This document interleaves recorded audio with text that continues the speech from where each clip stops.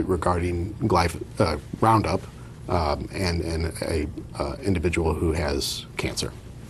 And specifically a type of cancer called non-Hodgkin's lymphoma. Yes. I want to start off with a little bit of background of yourself. What is your educational background? So would you like me to start at my bachelor's degree, or would you like to start with my most recent education? Well, I think you should start off where you think it's relevant for your job today. Okay. So I have a PhD from the University of Iowa. It was granted in 2005 in pharmacology.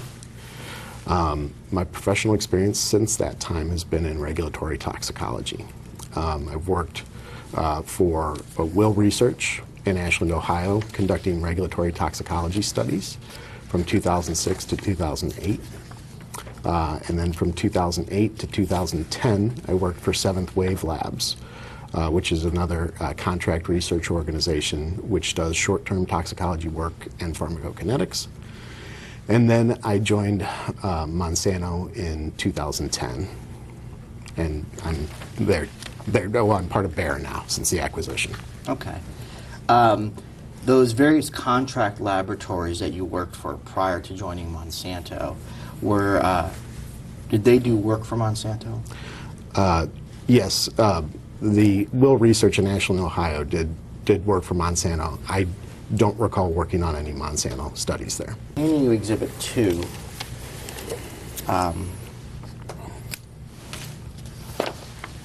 thank you. This is a document. It's Monthly number 052-47516.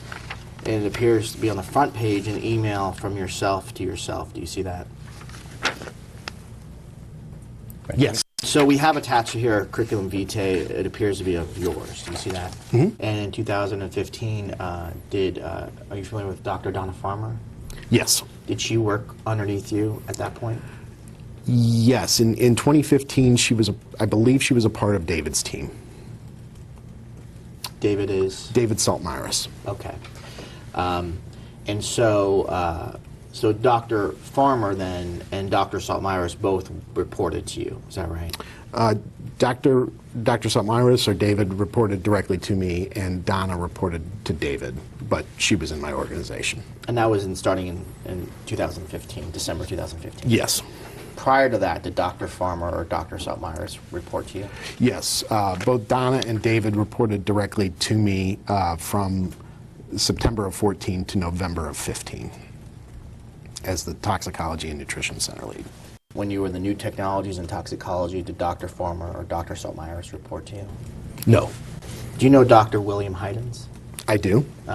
Did Dr. Heidens ever report to you? No, Dr. Heidens never reported to me. Did you ever report to Dr. Heidens? No. Okay. Bill was a peer. We both shared the same manager, reporting in at various times to Susan Martino-Catt and Sonia Franklin. No, at no time did I report to Bill, or did Bill report to me. When you took on the role as Product Safety Center lead, did that require you to be overseeing the product safety of glyphosate and Roundup? The Product Safety Center, yes, includes all of our products, which are crop protection chemicals and biotech products, as well as some biopesticides, microbial and biochemical biopesticides as well. So if we go through the description here, it kind of describes the center, right? The first couple of sentences. Yes, and the teams which are comprised of it, yep. And it goes on to say the role provides scientific oversight and direction and people leadership to both the toxicology and composition teams as they plan, conduct, and interpret studies comprising two key aspects of the regulatory submissions and global scientific outreach for biotechnology-derived products. Did I read that right? Yes. And so in your role as the lead, you were providing oversight and direction, is that right? Yes. Goes on to say the role leverages productive collaborations with Monsanto stakeholders. I'll stop right there. What does that mean? Anyone who would have an interest in our products. Okay. And external bodies, national research institutes, international trade associations, and national regulatory agencies. to navigate and shape a complex international regulatory environment and gain regulatory approvals and freedom to operate for the company's products. Did I read that right? Yes. And so the Product Safety Center lead, part of your job was to ensure freedom to operate for the company's products.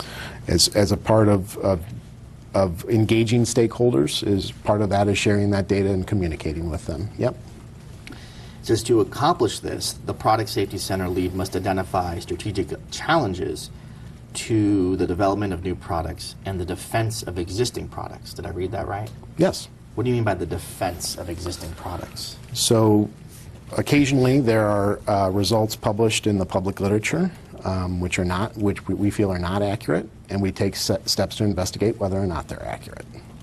And just off the top of your head, has there ever been a result showing a health risk associated with Roundup or glyphosate that you believed was accurate? Yeah, would you clarify what you mean by any result? Have you seen, is there a single peer-reviewed journal article that you yourself have reviewed in your capacity as Product Safety Center lead that showed a health risk associated with Roundup or glyphosate that, in your opinion, was accurate? I'm not the glyphosate expert. I'm more familiar with, I receive summaries from the team members who are glyphosate experts.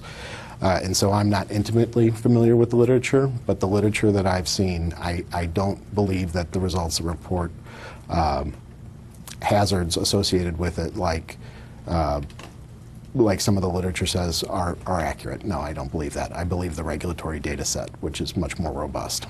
So to be clear then, sitting here today, you cannot identify a single peer-reviewed article reflecting a health risk associated with Roundup that you believe is accurate? That's correct. The literature I'm familiar with, I don't believe is convincing.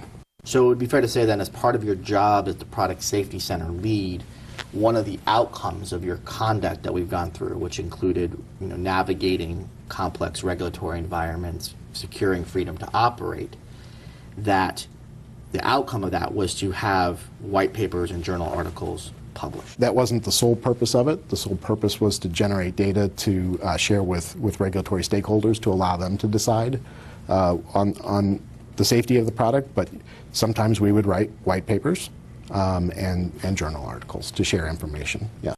And journal articles, I mean, that is not really for regulatory purposes, right? Because if you want to submit something to a regulator, you just give it to them. Journal articles, that's for the academic community, right? Journal articles are for both the academic and the regulatory community. There are some journals which specialize in regulatory data.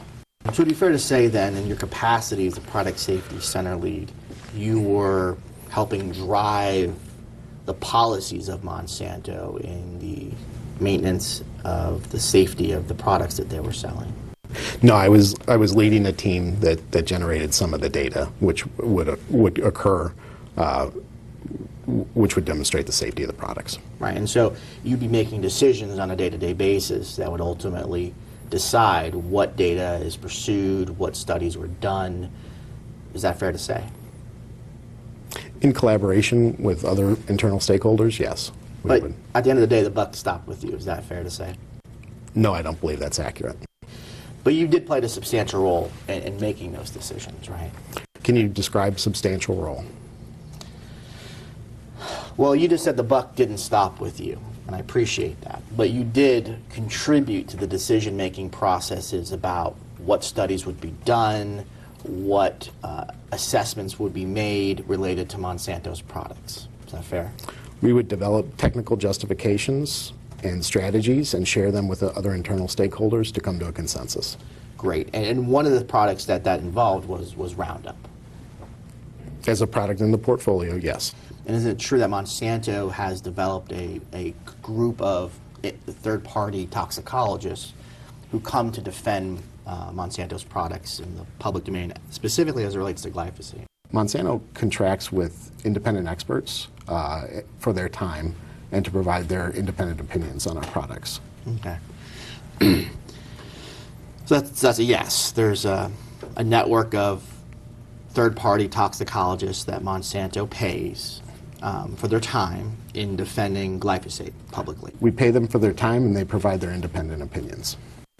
And Monsanto wouldn't pay them for their opinions if it didn't support, this is under the goal, oversee the production of, and in some cases generate, quality documents on an as-needed basis to successfully rebut allegations and proactively defend the safety of our products. Correct? So, as I said, the independent consultants provide their independent professional opinions.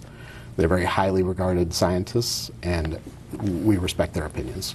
That's right, and they support this goal written in black and white here in the document, which is to proactively defend the safety of our products, correct?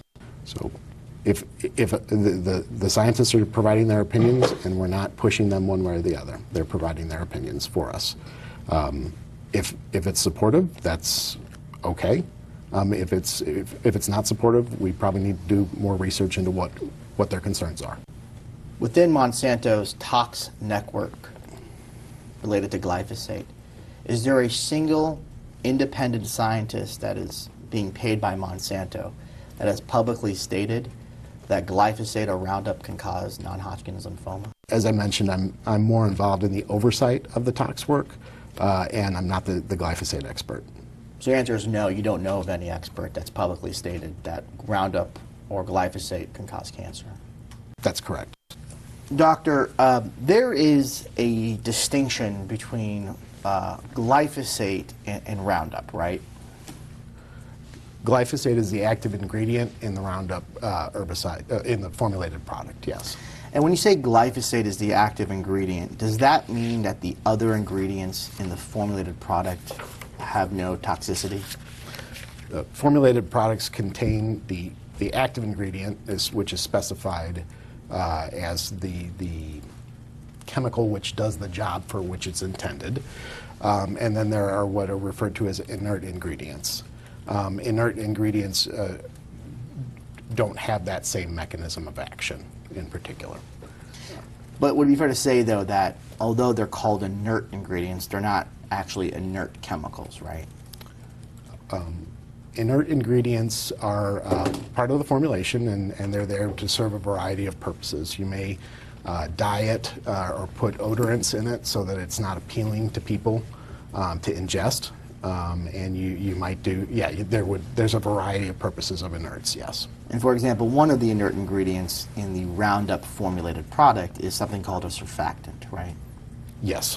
And a surfactant is a chemical which is designed to increase the surface area or the spread of the formulated product on plants. That's my understanding of it, yes. And the surfactant actually helps glyphosate get into the plant so it can do its job of killing it, right? I'm not a product chemist, so I don't know. So you don't know one way or the other whether surfactants help glyphosate penetrate a plant? I know that surfactants as a general class aid in the dispersal of the product across the leaf. You are aware that Monsanto has conducted long-term animal carcinogenicity studies on glyphosate technical, correct? Based on the fact that we have registrations, yes, I presume that there were carcinogenicity studies conducted. I know that other registrants have conducted them too. Fair enough. And those studies, those long-term animal carcinogenicity studies, those are primarily on rodents, correct? Yes, the rat and the mouse are the accepted models for carcinogenicity studies. And those long-term carcinogenicity studies look at whether Roundup, look at whether glyphosate, not Roundup, but glyphosate can induce tumors in laboratory animals. Carcinogenicity studies are designed to determine whether or not there's carcinogenic potential for an active ingredient. And to the best of your knowledge, Monsanto has never conducted a long-term animal carcinogenicity study on the formulated Roundup product, correct? The active ingredient and the inerts in formulated products are subject to EPA review, and data is required, including carcinogenicity for inerts as well. Has the formulated product, Roundup, ever been has there ever been a long-term animal carcinogenicity study for the formulated product?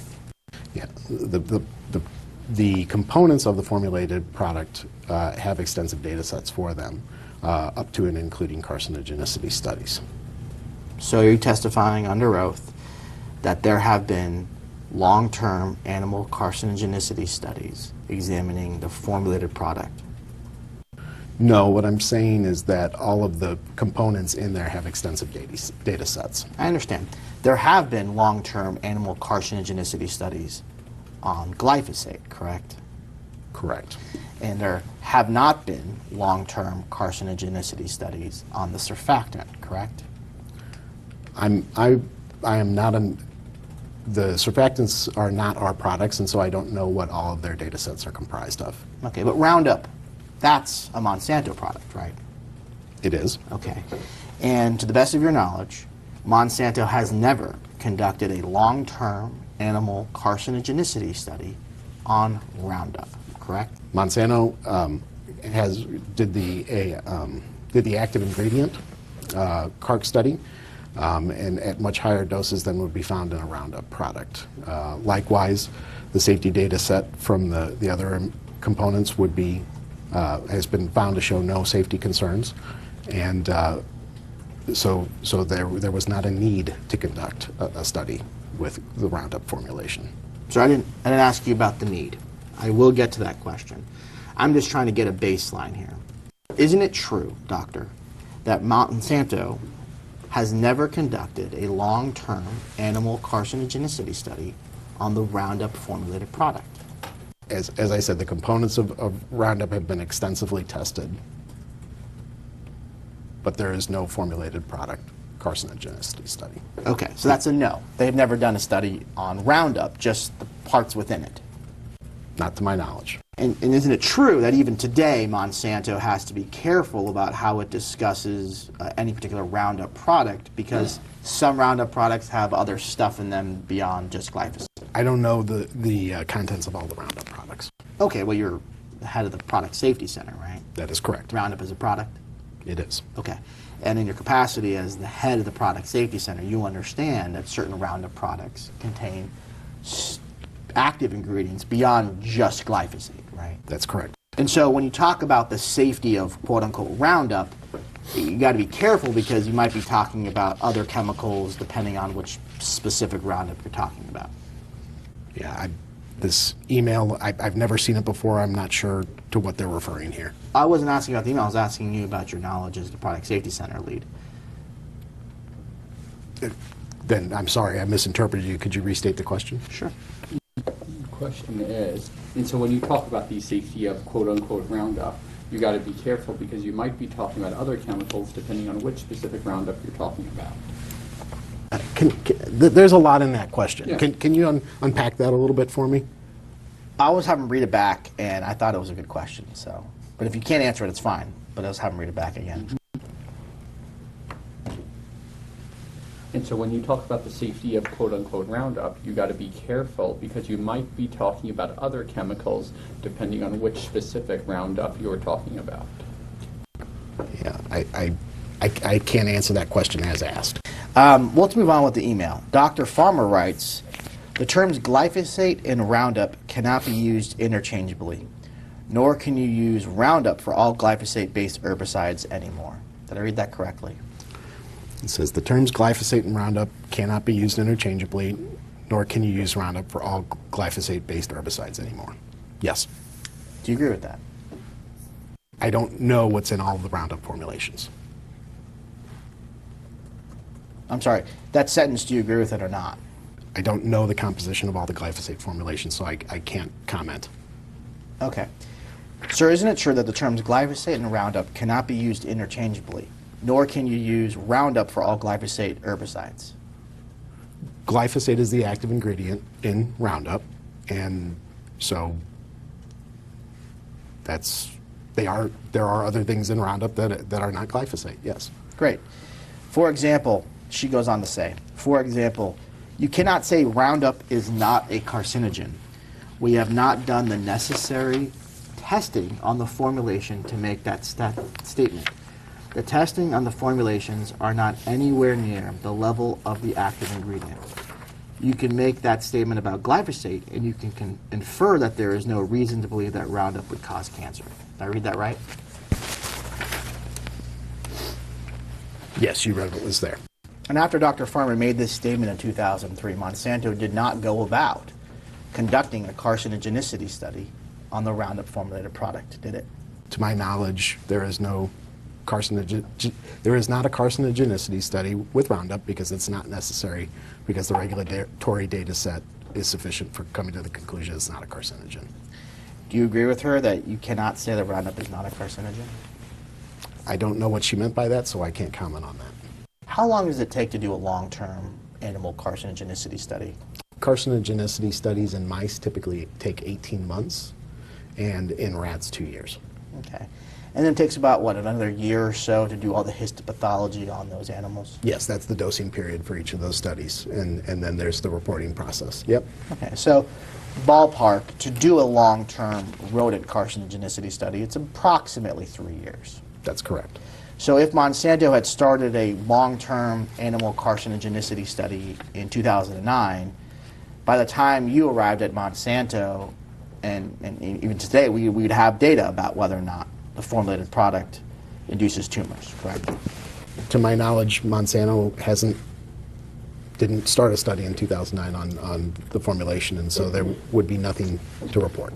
You do have a grounds for saying that we don't have an urgent need to study the carcinogenicity of the formulated product, right? You have a grounds for saying that, right? Because the existing data set, which consists of data from multiple registrants, indicates that there are no carcinogenicity concerns, yes. And in fact, there has never been a carcinogenicity study done by Monsanto specifically to look at whether the formulated product causes cancer or promotes cancer, correct?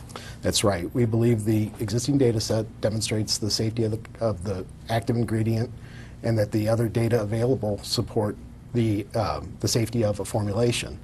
Additionally, the feasibility of conducting a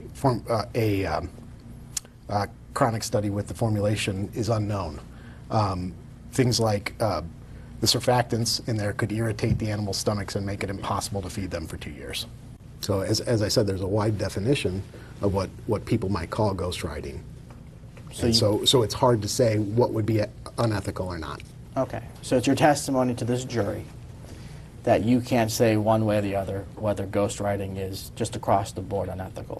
So it's hard to say what would be unethical or not. Yeah, I think that the fact that multiple definitions of ghostwriting exist, and so therefore it's hard to say whether or not it's entirely inappropriate. When is ghostwriting appropriate, sir? I think the term, as I said, I think the term means many things. Someone might use it as shorthand for providing background information or references or other things to facilitate someone else writing a paper. I don't see anything wrong with that. Ghostwriting could also be someone writing a paper and someone else signing their name to it as them having written it. And I would say that is probably, that's not appropriate. Okay, so that second one where someone else writes it and then someone signs their name, so to speak, that's the unethical type. I would not be comfortable doing that. Okay. And you wouldn't be comfortable for any of the people that you work with or work under you doing that, correct? That's correct. Okay, great. Now, you've repeatedly stated that studies were not needed to study the formulated product of Roundup, correct? I've stated that carcinogenicity studies aren't necessary with the formulated product, yes. Are you familiar with IARC? I am. What is your understanding of what IARC is? I know the acronym stands for the International Agency for Research on Cancer. Okay. And when did you first learn about IARC? 2014. Okay, and what was the circumstances of you learning about it? We had heard that they were going to review glyphosate. And do you recall when in 2014 you first heard about that? I don't recall the exact date, no. You understand that IARC's, one of the things that it does is it tries to identify the potential causes of human cancer. IARC reviews publicly available data to reach conclusions on safety. I think that often leaves out a very important part of data on the safety of compounds, which is the regulatory data.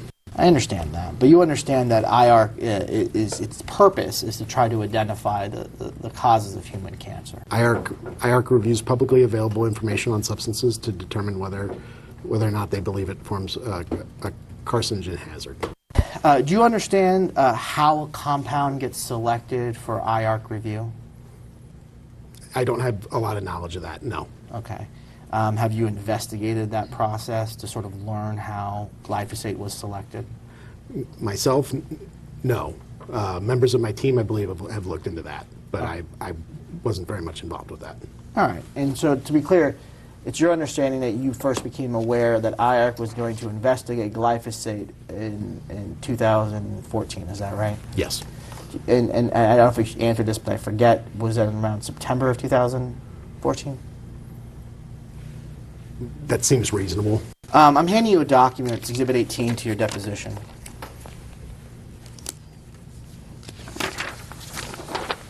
This is an series of email exchanges. Again, you're on these email exchanges, correct? I am. And And these documents, this email exchange was sent by you in the capacity of your work at Monsanto. Yes. Yes. Okay. So we see at the bottom here, you have an email that's addressed to, among other people, yourself as well, from Daniel Jenkins. You see that? I do. And its subject is EPA glyphosate. Do you see that? Yes. And this is Mr. Jenkins. He was a guy who dealt frequently in interacting with the EPA. Dan was a member of the government affairs team. Yes. Okay. And then down at the bottom, it talks about IARC, right?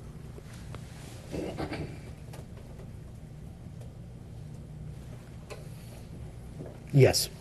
And this is in January of 2015, so this is before the monograph has actually met, correct? Yes. And it says, IARC, they are sending delegates trying to get names that are knowledgeable read glyphosate from EDSP and oncogenicity standpoint. Do you see that? Yes. And EDSP, that refers to endocrine disruptors? It's my understanding that EDSP in that sense stands for the Endocrine Disruptor Screening Program. And oncogenicity, that refers to the ability of a substance to cause tumors? Yes. Okay. It says the findings by IARC would likely be impactful on their analysis. You see that? I do. Now you actually respond to this email, sending it, or you forward it to Dr. Haydens, right? Yes. And the only thing that you comment on is this statement about IARC, right? Yes, I said that's what we didn't want to hear because we were concerned about the data that the amount of data they would have to review, and they might come to the wrong conclusion. Okay, well, what you wrote, I understand what you just said, but what you actually wrote to Dr. Haydens was, re-IARC, precisely what we didn't want to hear about impact, huh? That's what you wrote? That's what I wrote. Okay. And then Dr. Haydens responds to this, this concern that you raised to him. And he says, yes, I'm sitting here pondering this as we speak, ... The $1 billion question is, how could it impact? Actually cause them to reopen their cancer review and do their own in-depth EPID evaluation? I'll stop right there. EPID, that's epidemiology? In this context, that's what I take it to be. Okay. And so it looks like there's a concern raised by Dr. Haydens that if IARC classified glyphosate or Roundup as being a human carcinogen, that it might cause the EPA to actually do its own in-depth epidemiology evaluation. I think what Bill was concerned about was that if IARC came to the wrong conclusion based on a limited data set, that it would cause a lot of concern and a lot of additional reviews. Yeah. Specifically, he was worried that it would cause them to reopen their cancer review and do their own in-depth epidemiological review, correct? What Bill has stated is that he was concerned that it would cause them to reopen their cancer review and do their own in-depth evaluation. And he was concerned about the EPA doing that. Well, it says no, it doesn't say concern. It says actually cause them to reopen their cancer review and do their own in-depth EPID evaluation. Okay. He refers to this as a $1 billion question, doesn't he? That's what's written. And he says, this is getting huge after what we heard on our call this morning. ... You see that? I do. I took the $1 billion question to be hyperbole. I think it probably could have said the $64,000 question too. Could have said that, but he says a $1 billion question, doesn't he? He does. Okay. Did you have a conversation with him about what he meant by the $1 billion reference? No. So you're just speculating.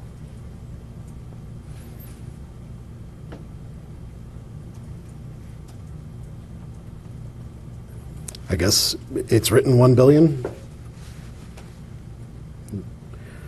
There, that's speculation. Okay. He says after we heard on our call this morning, do you know what call he's referring to? I don't recall that. Okay. Were you on that call? I don't recall if I was on a call nearly 4 years ago on a I don't even know, but whatever day the 15th was, I don't Sure, recall. I understand. And then you respond to this email, right? Yes. You say, yep, I had several of the same thoughts, right? Yes. Now, I want to be clear. You've read into this in your answers that there was a concern that the IARCs didn't have access to certain information, and that was what this is all about, right? The concern all along is that we didn't have our information available in the public literature for IARC to review, and so they would be reviewing a smaller data set and possibly come to the wrong conclusion. I'm going to hand you another document. It's a little bit later in time. It's Exhibit 19 to your deposition.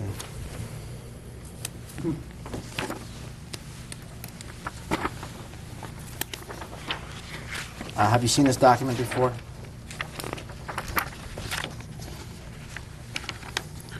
Bill, well, I'm CC'd on there, so I assume I've seen it before. And this is a series of email exchanges between Bill Heidens and numerous Monsanto employees, including yourself, correct? Yes. And this is in February 2015, correct? Yes. This is before IARC has rendered its classification of glyphosate. Yes, they met in March of 2015, and the monograph was published later that year. So at this point, Monsanto doesn't actually know what the results of the monograph are. It hadn't been held. Okay. Yeah. So these emails appear to have been conducted in the regular course of Monsanto's work, correct? Yes. Okay. And we go starting from the back forward. It appears that there was a meeting, an IARC planning meeting that occurred, and they're exchanging notes and thoughts about that meeting. Based on the content of the emails, it looks like these are steps taken to prepare for the IARC meeting. Okay, great. And then on February 19th, 2015, Bill Heidens writes an email just addressed to Dr. Farmer, and you're copied on it, correct? Yes. As well as Dr. Saltmyris. Yes. He's someone who works for you? Yes. And at this time, Donna Farmer worked for you as well. Yes. Yes. Did Dr. Heidens report to you or no? No, Dr. Heidens has never reported to me. Okay. Well, it says, per our call with John the other day, the next two most important things we need to do are the meta-analysis publication and the Ag Health Study follow-up publication, assuming we can get our hands on the data in a reasonable time frame. I feel confident that we will have organizational support for doing these projects, so I think we need to start setting them up now. Do you see that? I do. And this is in the context of IARC planning, right? Yes. What are those two projects that are being contemplated there?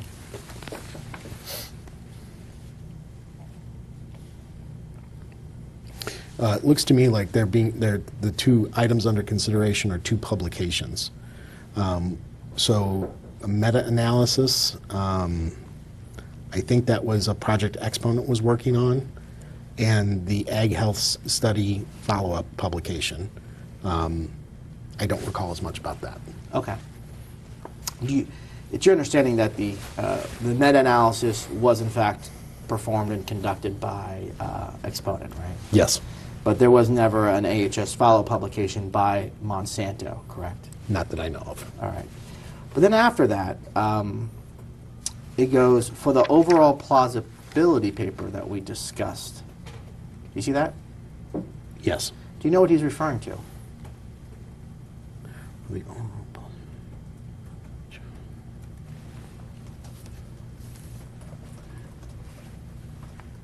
No, I don't recall. Okay. You do recall that there was an expert panel convened after the IARC monograph? Yes. That was done through the Intertech Corporation? Yes. And do you know if this overall plausibility paper that Dr. Heidens is referring to that project? It's impossible to say, given that this is February of 15 and that was done much later in the year. I know that one of the papers published by the expert panel looks at the overall plausibility. Okay. Is this the genesis of that idea, possibly? I don't know the relationship of this over. Bill's mentioned it here in the actual paper. Okay. Now, you recall earlier in the day we talked about different types of ghostwriting, right? Yes. We talked about ghostwriting that, in your opinion, wasn't so bad, but then certain types of ghostwriting that you thought was inappropriate. Yeah, I think there's a continuum of what some people might call ghostwriting. Some of it is simply, it's shorthand word for gathering information, providing it to someone so that they can write. And then on the far end, as we talked about, there would be, I'll write this paper, you sign your name, which is inappropriate. I think there's a huge continuum between those two variables, and those are just extreme examples of the continuum. Okay. So Dr. Heidens says, for the overall plausibility paper we discussed with John, where he gave the butadiene example, did I say that right? I would say butadiene. Okay. So let me read that again. For the overall plausibility paper that we discussed with John, where he gave the butadiene example, I'm still having a little trouble wrapping my mind around that. If we went full bore, involving experts from all the major areas, epi, tox, genotox, MOA, exposure, not sure who we'd get, we could be pushing $250,000 or maybe even more. A less expensive, more palatable approach might be to involve experts only for the areas of contention, epidemiology and possibly MOA, depending on what comes out of the IARC meeting, and we ghostwrite the exposure, tox, and genotox sections. An option would be to add Grime and Kyer or Kirkland to have their names on the publication, but we would be keeping the cost down by us doing the writing, and they would just edit and sign their names, so to speak. See that? I do. So he's actually describing the latter type of ghostwriting, where Monsanto would write the material, and the authors would just edit and sign their names, so to speak. You read what is written there, but I don't know what was in Bill's mind. Sure, but that's what he wrote. That's what's on the page. And that's the unethical type of ghostwriting we established a second ago. If that's indeed what happened, that would be inappropriate. Okay. He goes on to say, recall that is how we handled Williams, Crows, and Monroe 2000. Do you see that? I do. So he's stating there that that's what they did with that particular publication, correct? That's what's written. Did you ever talk to Dr. Heidens about this email that you received? I did not. Did you ever call up and say, hey Bill, what are you talking about? We don't do that kind of stuff here. I did not. When you read that email back in 2015, did it concern you? I don't recall what I felt specifically that day. Okay. Okay, let me hand you another document. This is Exhibit 20 to Deposition. And so this was a document and series of emails that were done in the regular course of Monsanto's work, right? Yes. Okay. And at the bottom, you talk about people having to catch other meetings, and that's for a meeting to take place on Monday, May 11th, 2015. Yes. Okay, so what we have here is your original emails on May 8th, and then Bill Heidens writes, all see attached, which reflects the results of conversations Donna and I had with various stakeholders, e.g. law, CE, RPSA. See that? I do. Do you know what law refers to? That's typical shorthand for the legal team. Okay. Do you know if that related to glyphosate litigation? I don't know that. Okay. And then CE, what does that refer to? Corporate engagement, typically. What's that? It's how we talk with other corporations who are stakeholders for the downstream products of ag. Gotcha. And then RPSA? Regulatory policy and scientific affairs. Okay. All right. He writes, this will be the basis of our discussion today. Thanks. You see that? I do. So it appears that Dr. Heidens is sharing this document in anticipation of a meeting that you're going to be having later that day on May 11th. Yes, that's my interpretation as well. Okay. So if we look at the attachment, the title of the document is Proposal for Post-IARC Meeting Scientific Projects Draft, May 11th, 2015. You see that? Yes. Okay. And then if we turn to the next page, it starts off with why do more? The first bullet point says severe stigma attached to Group 2A classification. Do you see that? I see it written there. Did you agree that when IARC classified glyphosate as a Class 2A carcinogen, that it put a stigma on Roundup? When they came to the 2A conclusion, I thought they got the wrong answer and a potentially bad answer. And so that's what I thought at the time. Okay. If we go down here, this is in response, these bullet points, bless you, is a response to the question, why do more, right? And if you read the bullet point, it says, provide additional support, quote, air cover to future regulatory reviews. Do you see that? I do. What does that mean? I don't know. Okay. What does it mean to provide air cover to a regulatory review? I don't know. Okay. The next one is the ASTDR evaluation. You see that? Mm-hmm. And it was your understanding that the ASTDR, which is you understand that's an agency within the CDC? Yes. And you understand that they had proposed doing a risk assessment or hazard assessment for glyphosate? So where they were considering additional work, I don't recall what that additional work was comprised of. Okay. Do you know if Monsanto requested aid or enlisted the help of any members of the EPA to shut that investigation down? No. Okay. The next one is Prop 65. You see that? Yes. You know what that refers to? I think that's shorthand for Proposition 65 in California. And that's the law in California that basically follows IARC, right?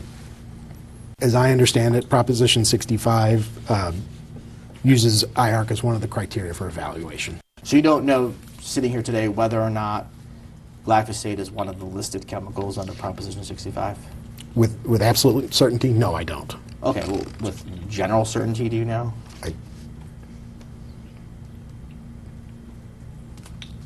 I don't know. The last one is, in response to the question, why do more, is litigation support. Do you see that? I do. And this was specifically referring to lawsuits against Monsanto for Roundup causing non-Hodgkin's lymphoma, correct? No, I think it might have related to the Prop 65 case as well. I think when talking about litigation support, it's helping the legal team understand some of the science sometimes. So we turn to the next page. The first the first two words are counter IARC, right? Yes. And it says it wants to counter all this data, and it lists some possibilities, right?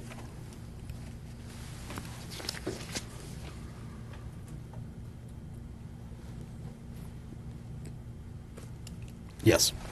First one is conduct and publish a new meta-analysis, right? Yes. actually talked about that possibility in one of those previous emails. Yes. The next one is publication on animal data cited by IARC. Yes. Okay. Another one was publish an updated AHS study data. Do you see that? Yes. That's another one that we discussed a minute ago. I recall that. Publish a weight of the evidence plausibility paper. You see that? Yep. That's another one that we discussed previously in that email. Yes. Okay. And then it just says genotox MOA. Do you see that? I do. You know what that refers to? It's more vague than the others, and I don't recall exactly what that refers to. Okay. So we turn to the next page. It discusses the proposal of a meta-analysis, right? Yes. Okay. Turn to the next page. It discusses publication on animal carcinogenicity data, right? Yes. And then it has the description of the project, right? It does. It says Grime and one or two other external authors, question mark. You see that? Yes. And has the cost. You see that section about cost? Yes. And this is about how much it would cost Monsanto to put this publication together. Yes. And then it says majority of writing can be done by Monsanto, keeping OS $ down. Do you see that? I do. What is OS $? Is that a... That's usual shorthand for outside spend. Okay. So this is suggesting that the majority of writing can be done by Monsanto so we can keep outside spend costs down. That's what's written. Okay. Turn to the next page. The AHS collaboration is addressed, right? Yes. And describes the project. It says the risk is low, right? Yes. The downside, it's a longer-term project, won't get quick results. You see that? See that written there? Yes. So we have the overall weight of evidence plausibility publication, possibly via expert panel concept, right? Yes. And this is where the idea of an expert panel sort of comes more clearly into view in what will later become the Intertech project. It's a consistent theme in the documents we've looked at. It's impossible to say, but it's a consistent theme. Okay. The product description is a comprehensive evaluation of carcinogenic potential by credible scientists, right? Project description. Publish. That's what's written. Okay. And it actually lists possible panelists and authors, right?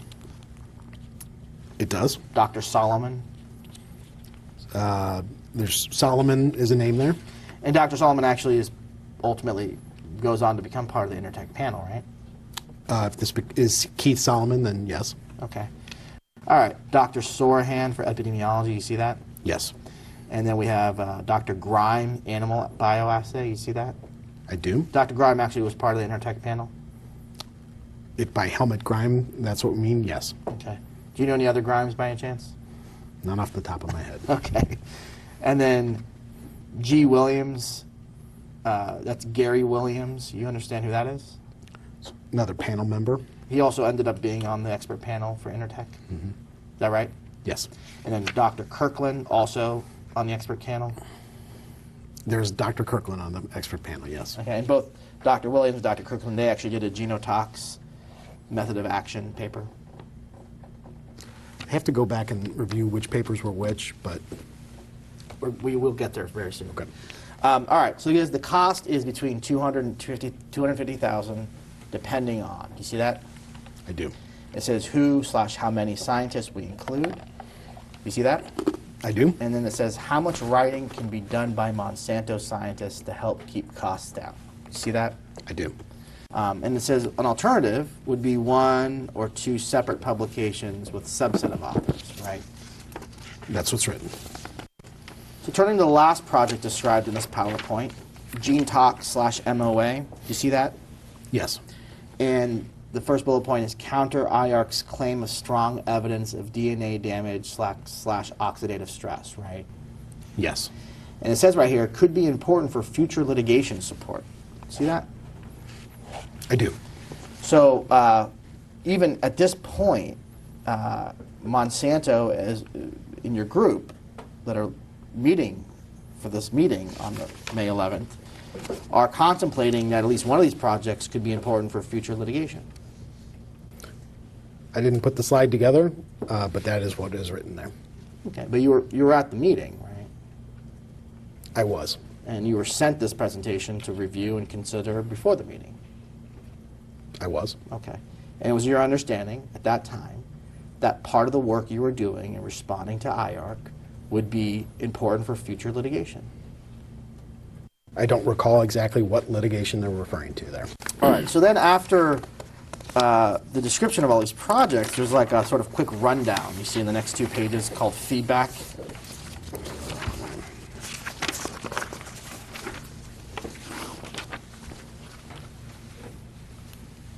You see that? Yes.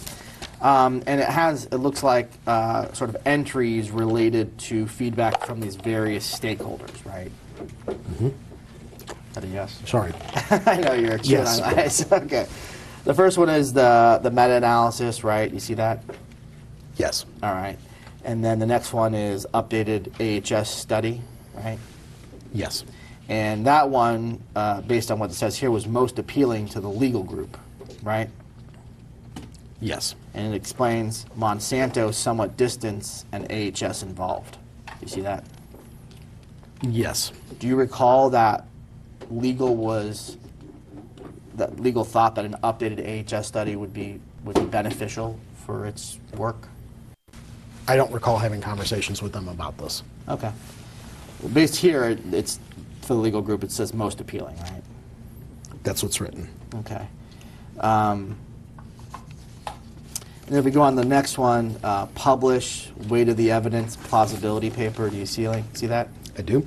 And it says legal appealing, best if used big names, better if sponsored by some group, right? That's what's written. And so in this kind of weight of the evidence plausibility paper, ultimately Monsanto did in fact retain Intertech to put it together, right? There is an overall review of the weight of evidence and plausibility paper as part of the expert panel. And you guys put some big names on that panel, right? Intertech gathered some very well acknowledged or very highly thought of independent experts to be a part of that panel. Yes. And so it appears that legal's statement here, best if used big names, better if sponsored by some group, those 2 suggestions appear to have been implemented. I wasn't a part of those conversations, and so I don't know if what was done met that guidance. So, Doctor, I've handed you Exhibit 22. This is a series of email exchanges. It's dated May 11, 2015. You see that? Yes. And it's from Dr. Haydens, and it's to you and others, right? Correct. And this email exchanges, they occurred in the regular course of your work at Monsanto, right? Yes. All right. It reads all, here's what I think I heard, and one question in our meeting today. Please send any corrections/additions. You see that? I do. So it appears that he's actually talking about the meeting you guys had on the 11th. That's my interpretation as well. Okay. And he's talking about really the 5 different projects that we just went through from that PowerPoint. Do you see that? Sorry, 4 different projects. I see projects that I recognize from seeing in the PowerPoint earlier. Yes. Okay. And for example, on the publication on animal data cited by IARC, you see that? I do. And he says this is the only other idea that could be done prior to monograph publication. Do you see that? Yes. And it said it would be more powerful if authored by non-Monsanto scientists, Kirkland, Kyer, Williams, Grime, and maybe Keith Solomon. You see that? I do. So it looks at about, during this meeting, do you guys recall discussing getting the animal data published by some reputable scientists, such as Dr. Kirkland, Kyer, Williams, Grime, and Solomon? Publication of the animal data cited by ARC was an idea at the time. Do you recall if you responded to this email? I believe so. Do you know what you said in response? I'm not 100% certain. Okay, well, I'm going to show you what's Exhibit 23 to your deposition. Great. So this email, Exhibit 23, reflects your response to Bill Hyden's email. It does. And you write, and this is an email you sent in the regular course of your work, right? It is. And you write, Bill, I agree with everything you've written and have a couple of suggested additions. Please see green text below. Thanks, Mike. Do you see that? That is correct, yep. And then it appears that in his email you have added in stuff. Although this isn't in color, you can see that the font is more faded. The lighter font color, yes. Okay. And, for example, under the Genotox MOA thing section, you write, I think this was Donna's action item, right? Yes. Okay. And she was someone that worked for you at the time. Yes, Donna Farmer. Okay. And then, I was looking through the rest of this, and the only other addition I see was under the publication on animal data cited by IARC. You see that? I do. And you added, quote, manuscript to be initiated by Mon as ghostwriters, correct? That's what I see, yes. And so Mon, that refers to Monsanto, right? It does. And so the only addition that you added based on the suggestions or corrections that Bill Hyden's asked for was to mention that Donna would do the Genotox MOA and that you wanted the manuscript on the animal data to be initiated by Monsanto as ghostwriters. There's a couple of things about that publication. So as I mentioned earlier, the publication on animal data cited by IARC, it was an idea at the time. It was never actually published.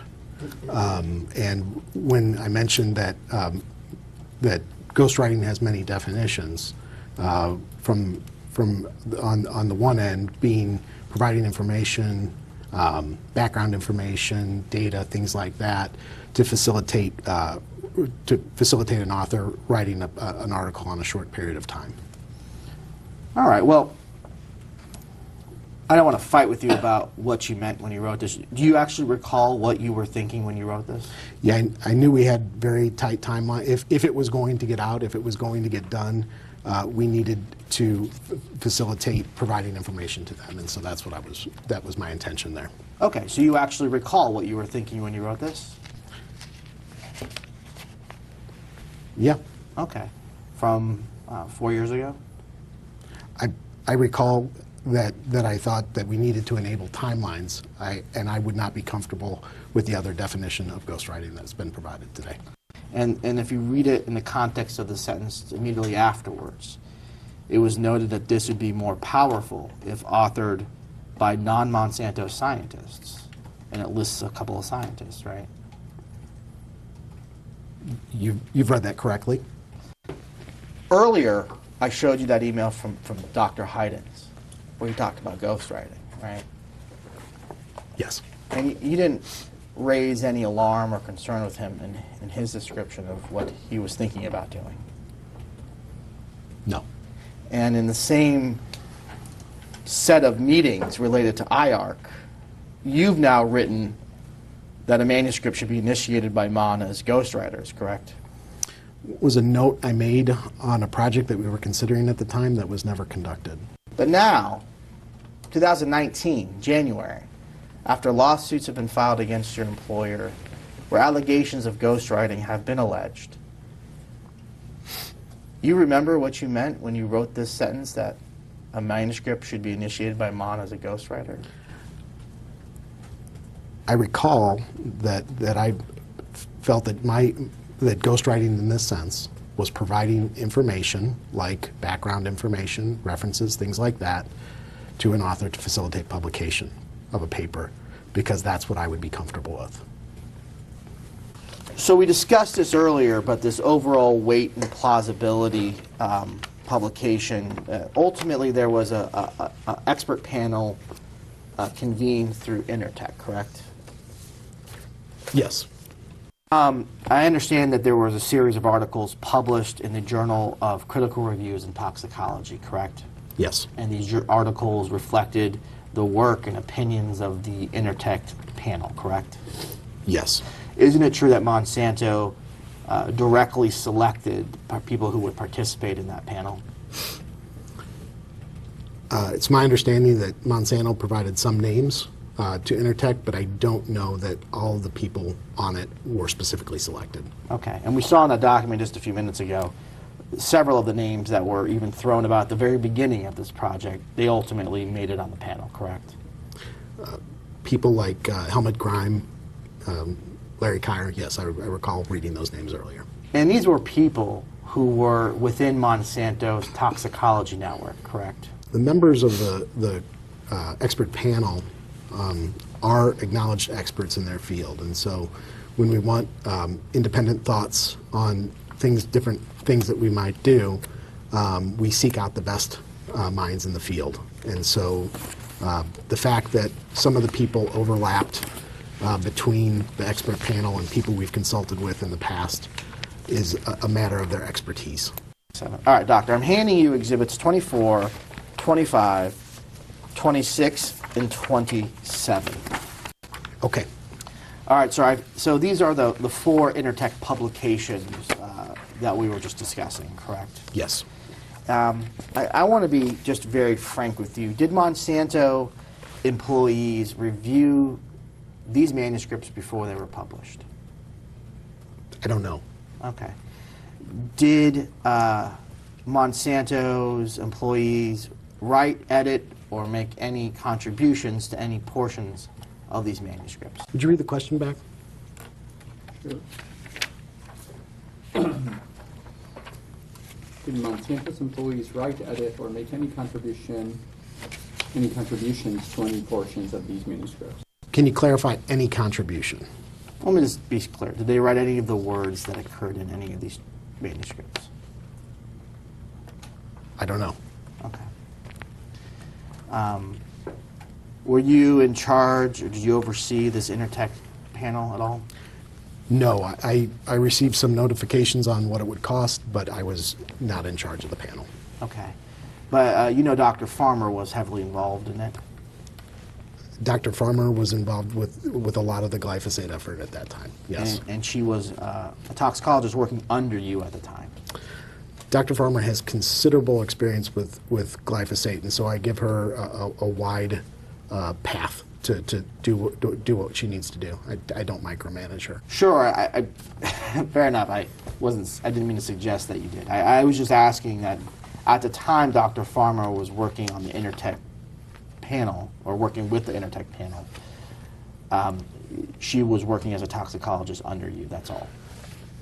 I know that Donna was working on glyphosate-related matters. I'm not sure how close she was to the panel. So let's turn to the first one, which I believe is number 24. This is the glyphosate rodent carcinogenicity bioassay expert panel review. You see that? I do. This is a paper that reviews the long-term animal carcinogenicity studies conducted on glyphosate, correct?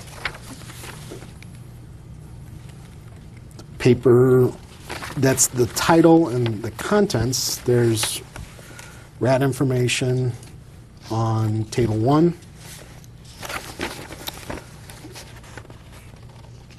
There looks like there is mouse information in table 2. It's a lot of tables there. There's discussion of hemangiosarcomas in table 3. Liver tumor incidence in table 4. Hepatocellular tumor rates and Cochrane-Armitage trend and Fisher's-Exact results in table 5. And tumor incidence number of animals examined in table 6. So yes, I think it's fair to say it's a review of the CARC data. So just to do a short answer question there, this paper appears to be a review of the animal carcinogenicity data related to glyphosate. Yes, it seems to be a review of all of the available information. Okay. And if you look at, starting on page 53, top right, of the article, there is something called a declaration of interest. Do you see that? I do. And if you read the second paragraph of that declaration of interest, it says, the expert panel members' recruitment and evaluation of the data was organized and conducted by Intertech Scientific and Regulatory Consultancy, Intertech. You see that? I do. The expert panelists were engaged by and acted as consultants to Intertech and were not directly contacted by the Monsanto company. Do you see that? I do see that. That's a false statement, right? I don't know. You don't know? I don't know. So we're in Okay. Exhibit 24. We're looking at the Declaration of Interest. And the second paragraph reads, the expert panel members' recruitment and evaluation of the data was organized and conducted by Intertech Scientific and Regulatory Consultancy, Intertech. The expert panelists were engaged by and acted as consultants to Intertech and were not directly contacted by the Monsanto company. Funding for this evaluation was provided to Intertech by the Monsanto company, which is a primary producer of glyphosate and products containing this active ingredient. Neither any Monsanto company employees nor any attorneys reviewed any of the expert panel's manuscripts prior to submission to the journal. Do you see that? I do. All right. Is it your understanding, is that a true statement? Are those true statements in that paragraph? I can speak for myself, and I didn't review or comment on any of the documents there, and I don't know that anyone else did. Okay. Do you know if any of the panelists on the Intertech panel were directly contracted with Monsanto at the time? As we talked about earlier, I know there were some consulting agreements for other projects. I don't know how that relates to their membership on the expert panel. Okay. I'm handing you Exhibit 28, sir. Do you recognize this document? It looks like a standard project amendment letter from a consulting agreement. Okay. And this is between Dr. Larry Kyer and the Monsanto company?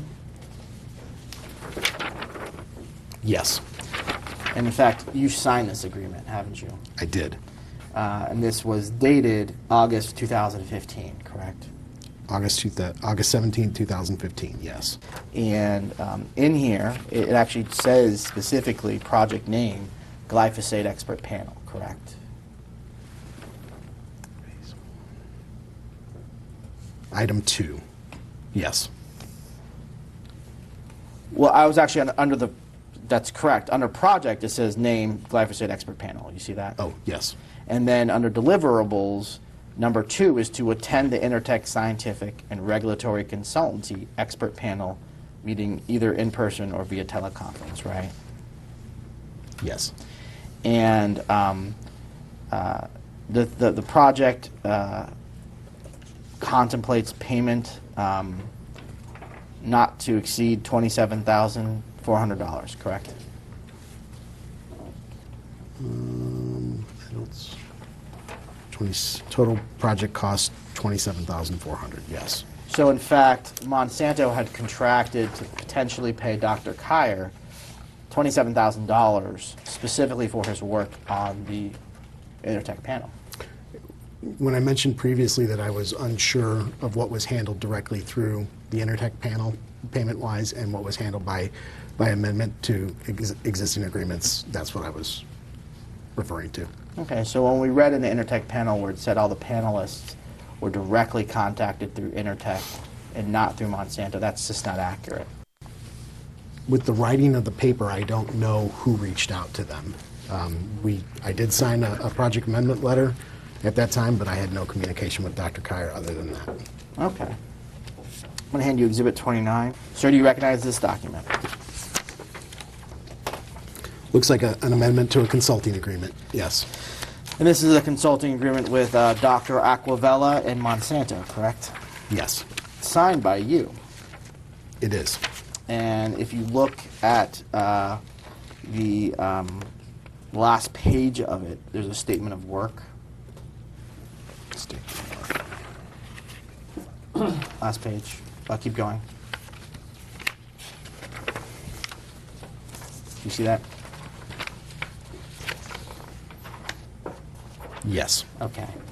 And again, like with Dr. Kyer, it specifically states the project name, Glyphosate Expert Panel. You see that? It does. And it also says attend, under detailed objectives, number 2, attend the Intertech Scientific and Regulatory Consultancy Expert Panel meeting. You see that? I do. And it says, number 3, coordinate the epidemiology portion of Intertech and generate a draft manuscript on glyphosate exposure and risk, right? Coordinate the yes. And this was, looks like Dr. Aquavella was slightly less expensive. This project with Dr. Aquavella was not to exceed $24,000, correct?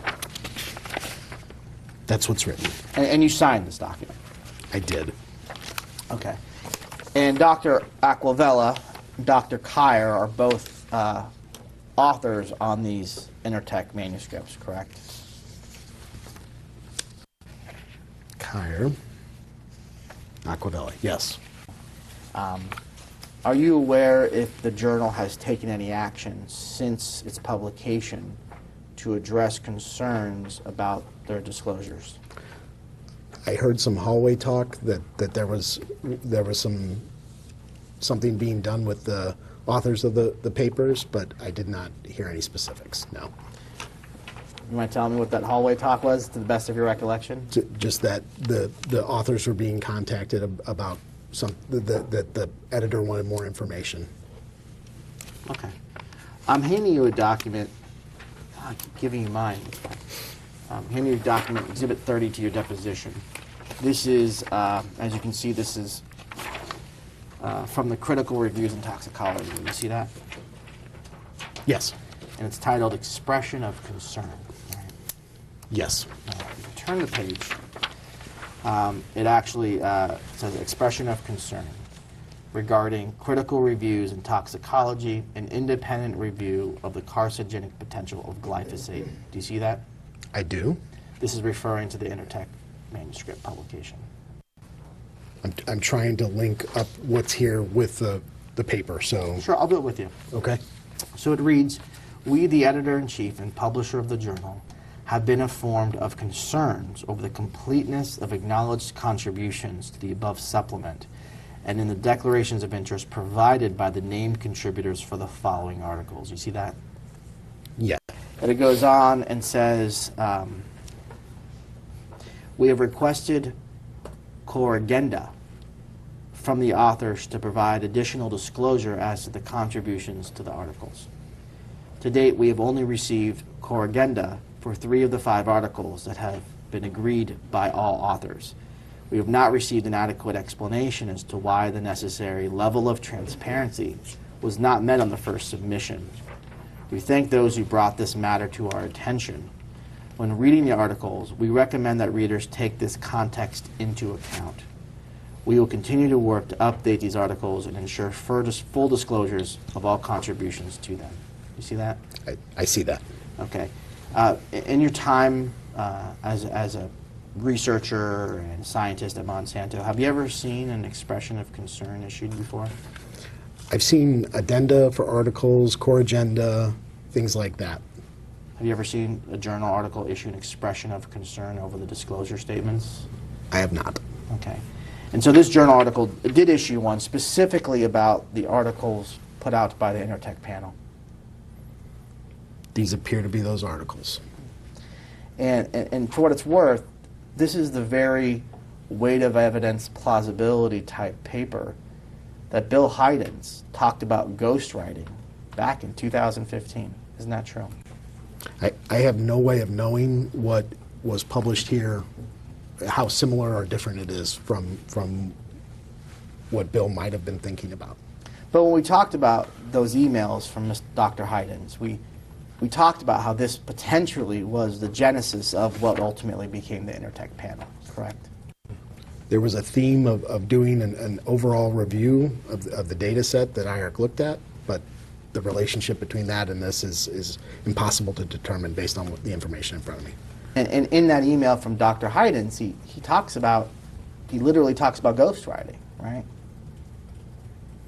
That phrase is included in there. I took that to mean a range of things.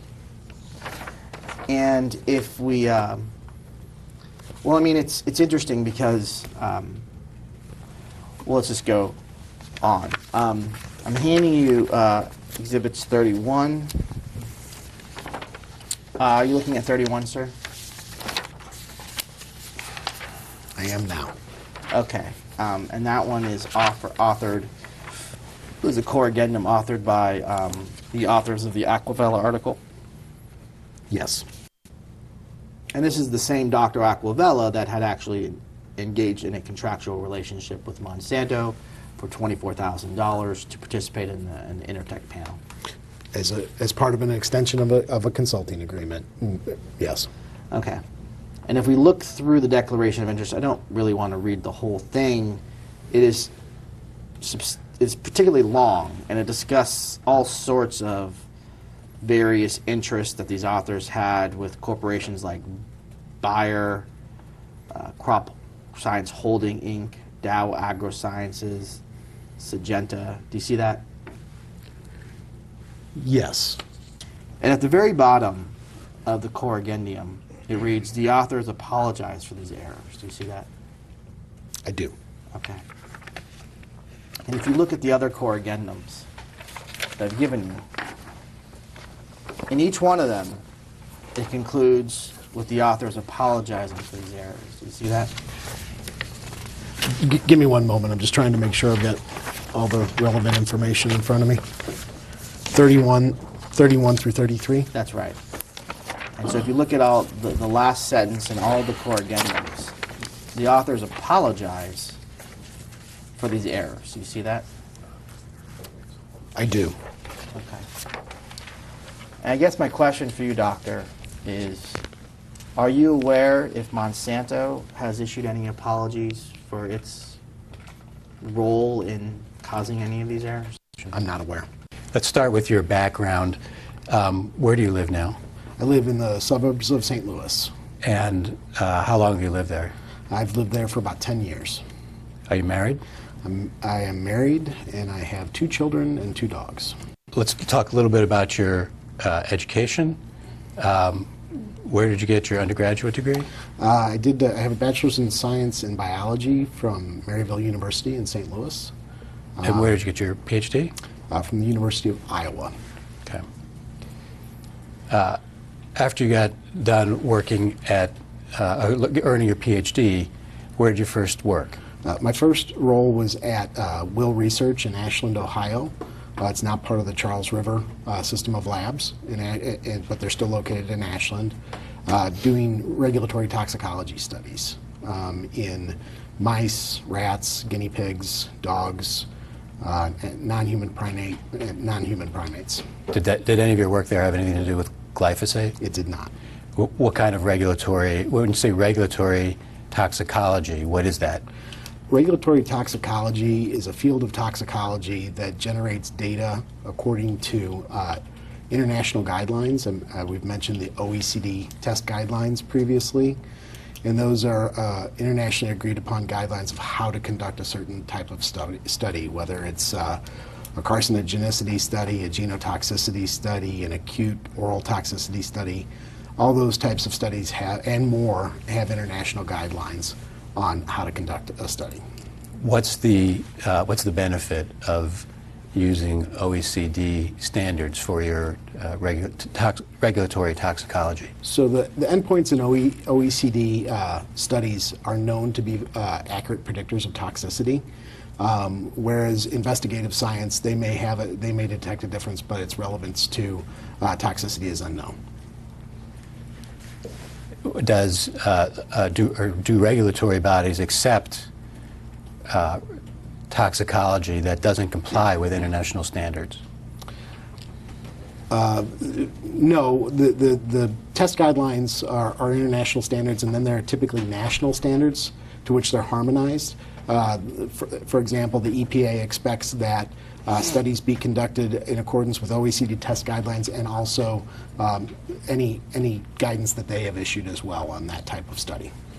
And in your practice, both at Monsanto and before, have you made an effort to adhere to good lab practices and international lab guidelines? Yeah, the good lab practices are sort of a cookbook for how to make a study reproducible.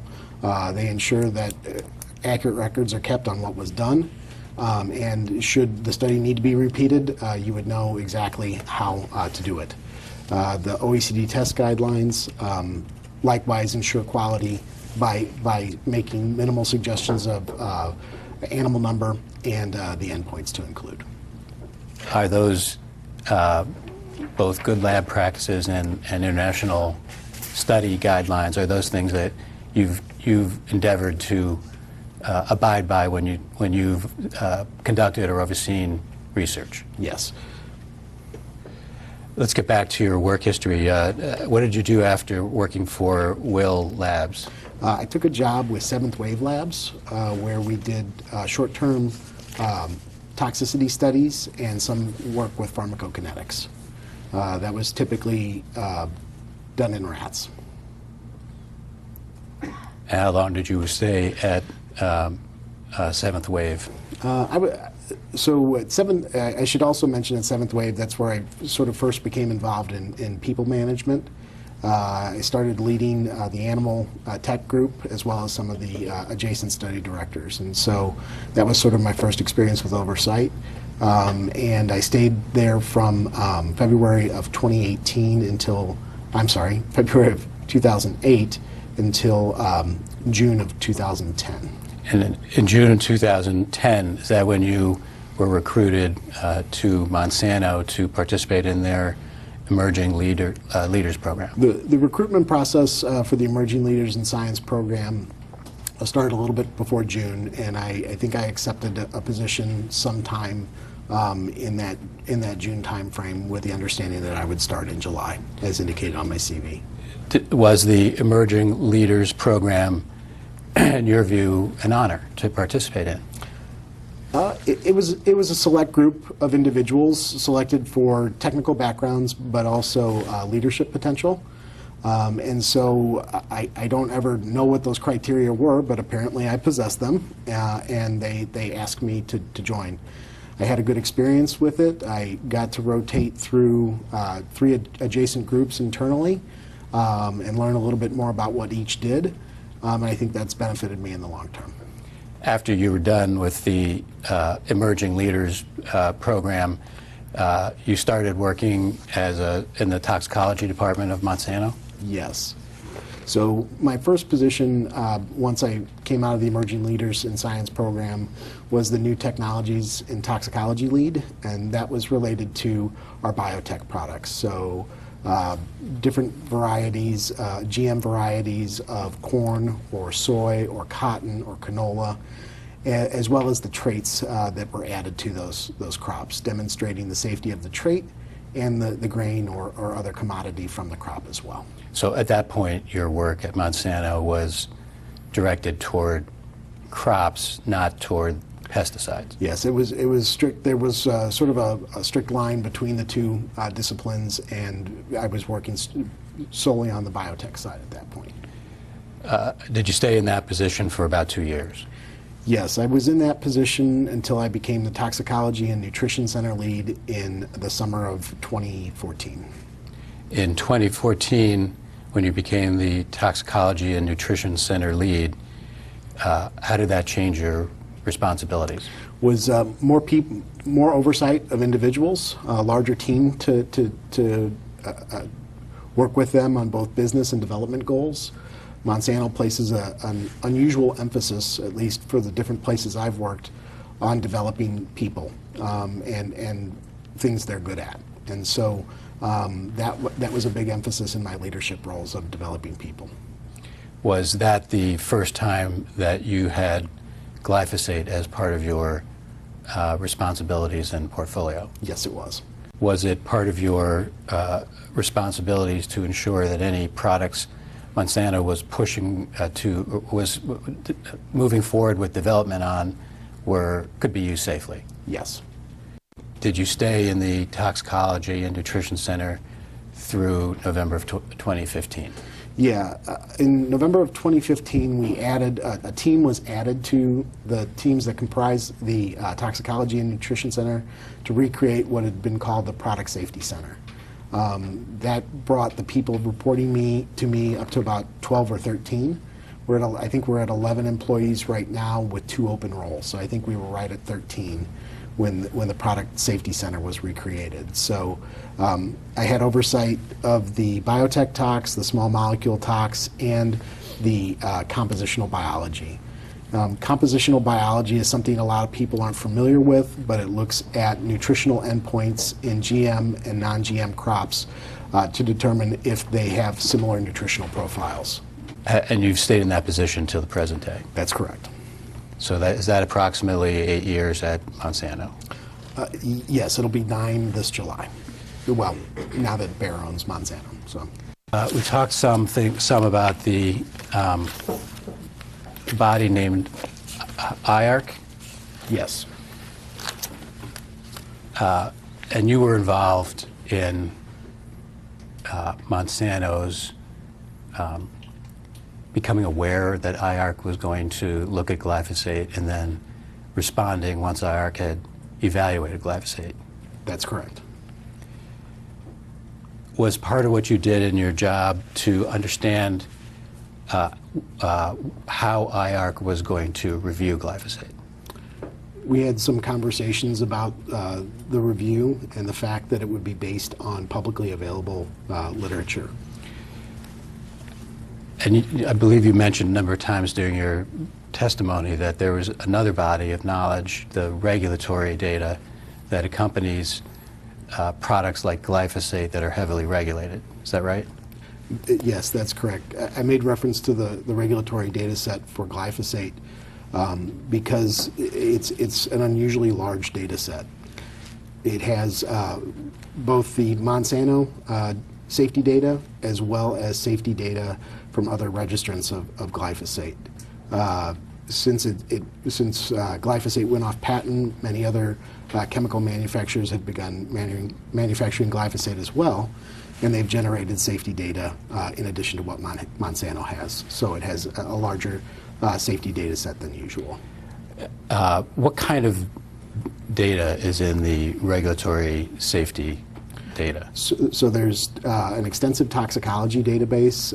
There's acute, there's repeat dose, there's developmental and reproductive toxicology, there's genotoxicity, there's carcinogenicity, and quite a few other studies. In addition to human safety studies, there's ecotox studies, residue studies, and just a considerable amount of data. And that's all generated for each registrant that wants to be allowed to make glyphosate? So now that the joint, the glyphosate task force has been formed, they're sharing data, but that is a pool of data from which members can pull from. Do you know when Monsanto first pulled together a package of all this information and provided it to a regulatory body? I don't. But glyphosate was first approved sometime in 1975, is that Yeah, right? I know that glyphosate was originally approved by regulatory authorities in the 70s and has been reapproved since then. In the U.S., in Canada, in Europe, in Japan, and Australia. So it's been successfully registered and re-registered around the globe based on the regulatory data set. And then you said that it's been re-registered a number of times, glyphosate. Yes. When glyphosate is re-registered, does that require supplementing the regulatory database that's provided to the regulators? When new data requirements evolve, we have to meet those data requirements. And so over time, additional data has been generated as regulatory requirements have been put in place. Am I right that the regulatory data package needs to be submitted before a product is approved by the EPA? Yes, regulatory agencies expect to review the data. It takes us a couple years, maybe 3-4 years, to typically generate a full data set based on the timing of the studies and how they need to be run sequentially. And then the EPA conducts their review, which can take another 2 to 3 years. And so that would have happened at least for the first time before 1975. For glyphosate. If the first approval was in 1975, I would imagine it was submitted well before that. But I don't know for a fact. Yeah, I mean, obviously you weren't there at the time, but you know that to get approval you have to submit this information. Yes. Precisely. What's a six-pack in toxicological terms? A six-pack is shorthand for a group of studies. Those are acute oral studies, acute dermal studies, acute inhalation studies, eye irritation, skin irritation, and skin sensitization. With respect to glyphosate, when are those six-pack studies done? For any chemical, typically you're doing your single-dose work early in the process. Those studies are also conducted for formulations. And when you say formulations, that's the chemical mixture of glyphosate and something else that is sold as Roundup. That's correct. So those tests do apply to formulated product. That is correct. Can you just refresh me on what you understand a synergy to be between two chemicals? When there's a potential for synergy, I typically think of two chemicals who have a similar mode of action. So if they're present together, they might have a greater than additive effect on whatever system they act on. And when you say mode of action, what does that mean? How it works. For example, glyphosate inhibits the enzyme EPSPS in plants. EPSPS? Yes. And that's an enzyme that plants use to make amino acids? It is. What's the other primary constituent of Roundup besides glyphosate? There's water, there are dyes, and there are surfactants as well. How does a surfactant, what's the mode of action of a surfactant? Surfactants aid in dispersal of the herbicide across the leaf. Is that the same mode of action as glyphosate? It's not. Glyphosate specifically inhibits EPSPS.